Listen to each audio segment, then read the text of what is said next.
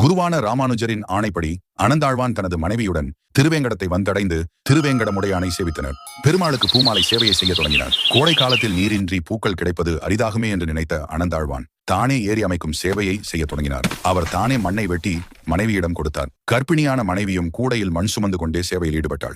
அவள் வரும் நிலையை கண்ட ஒரு வேடன், அம்மா, நீங்க இவ்வளவு மண்ணை சுமக்க கூடாது, நான் இந்த சேவையை செய்கிறேன் என்று அவளிடமிருந்த கூடையை பிடுங்கினான்.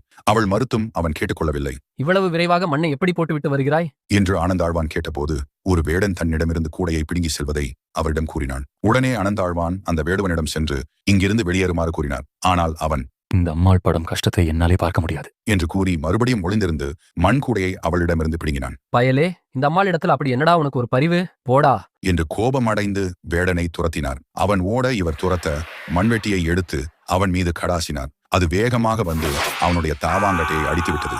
ரத்தம் சிந்த சிந்த அந்த வேடன் ஓடிப்போனான்.